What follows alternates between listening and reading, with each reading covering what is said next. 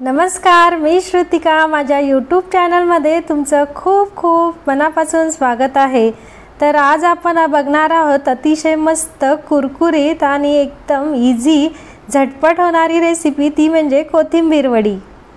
चला तर मग सुरुवात करूया। तर इथे मी एक गड्डी कोथिंबीर घेतलेली होती। ती छान स्वच्छ निवडून 2 पाण्याने धुवून घेतली होती। त्यानंतर 1 ते 1.5 तास छान मस्त कॉटनच्या कपड्यावरती तिला सुकवून घेतली। तर अशा प्रकारे ही कोथिंबीर मी छान बारीक कट करून घेतलेली आहे। एका मिक्सरच्या भांड्यामध्ये मी 10 ते 12 लसूणच्या पाकळ्या घेतल्या। त्यानंतर अर्धा इंच आल्याचा तुकडा घेतला आणि 4 ते 5 हिरव्या मिरच्या घेतलेल्या आहे। तुम्ही आवडीनुसार कमी जास्त सुद्धा घेऊ शकता। त्यानंतर 1 टीस्पून जिरे घेऊन हे छान मस्त मिक्सरला बारीक केले। यामध्ये मी 1.5 कप बेसन पीठ घेतलेले आहे। तुम्ही जेवढे बसेल तेवढे घ्यायचे। 2 टेबलस्पून तांदळाचं पीठ टाकलं, त्यामुळे वडी छान मस्त कुरकुरीत होते। पाव चमचा हळद टाकून घेतलेली आहे। त्यानंतर चवीपुरते मीठ टाकून घेतलेले आहे आणि त्यानंतर ओवा टाकून घ्यायचा आहे 1 टीस्पून आणि त्यानंतर 1 टीस्पून तीळ टाकून घेतलेले आहे। तीळमुळे आपली वडी छान मस्त खुसखुशीत होते। आलं लसूण मिरचीची पेस्ट टाकून घ्यायची आणि हे मिश्रण हाताने मिक्स करून तसेच 5-10 मिनिटं ठेवून द्यायचे। त्यामुळे याला थोडासा ओलसरपणा असला की तो पिठाला लागतो आणि आपल्याला जास्त पाणी टाकायची गरज नसते। तर बघा 5-10 मिनिटांनंतर माझे मिश्रण अशा प्रकारे थोडंसं किंचित ओलसर झालेलं आहे। तर पुन्हा एकदा हे मिश्रण छान मस्त असं एकजीव करून घ्यायचं। त्यामध्ये फक्त थोडासा पाण्याचा हात, अंदाजे 4 ते 5 चमचे फक्त मी पाणी वापरलेलं आहे आणि घट्टसर छान असा गोळा मळून घेतला। पाणी आपल्याला कमीत कमी वापरायचं। पाणी जास्त वापरलं तर वडी आपली छान मस्त खुसखुशीत आणि क्रिस्पी होत नाही। त्यानंतर चाळणीला मी अशा प्रकारे तेल लावून घेतलं। त्यानंतर थोडेसे चिमूटभर तीळ मी असे या चाळणीवरती पसरवून घेतले।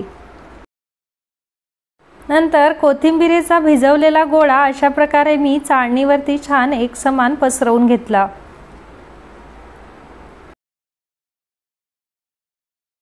त्यानंतर पुन्हा चिमूटभर तीळ मी अशा प्रकारे वरून त्याला पसरवून घेतली आणि हाताने थोडं प्रेस करून ती तीळ त्याला दाबून घेतली।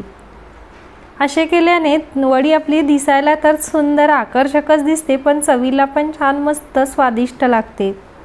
10 मिनिट ही वडी मी मंद आचेवरती वाफवून घेतली। तर 10 मिनिटांनंतर माझी वडी मस्त छान झालेली होती। सुरीने आपण तिला चेक करून घेऊया की ती वडी झाली की नाही। माझ्या सुरीला अजिबात वडी चिटकून आलेली नाही, याचा अर्थ माझी वडी झालेली आहे। तर मी गॅस बंद केला आणि 1 ते 2 तासासाठी ही वडी थंड व्हायला ठेवली। तुम्ही फ्रीजमध्ये सुद्धा ही थंड होण्यासाठी ठेवू शकता, घाई असेल तर। त्यानंतर अशा प्रकारे आवडीप्रमाणे त्याचे तुकडे करून घेतले। तर तुम्हाला ज्या प्रकारे आवडतील त्या प्रकारे तुम्ही त्याचे शेप करून घेऊ शकतात। तर मी माझ्या मुलीला छान असे फ्राईजसारखे शेप्स आवडतात म्हणून लांब लांब पट्ट्या कापून घेतल्या आणि काही चौकोनी सुद्धा तुकडे करून घेतले। त्यानंतर गॅसवरती तेल तापत ठेवलेले आहे।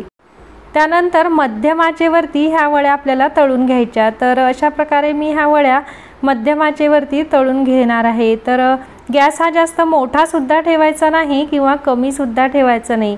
कमी ठेवला तर वड्या ह्या नरम होतात आणि मोठा ठेवला तर वड्या जळतात, म्हणून मध्यम आचेवरतीच ह्या वड्या आपल्याला तळायच्या आहेत। तर वा, मस्तच, खूपच छान मस्त आपल्या वड्या ह्या तळून होत आहे। मध्ये मध्ये आपल्याला यांना उलटवायचं आहे। तर एकाच साईडने नाही तळायच्या, सगळ्या बाजूंनी ह्या वड्या आपल्याला तळून घ्यायच्या आहेत। ह्या वड्या तुम्ही तव्यावरती सुद्धा कमी तेलामध्ये फ्राय करू शकतात किंवा कच्च्या खायला सुद्धा ह्या वड्या खूप सुंदर लागतात। तर अशा प्रकारे आपल्या वड्या छान मस्त आता हलक्याशा ब्राऊन रंगाच्या झालेल्या आहे। तर बघा किती।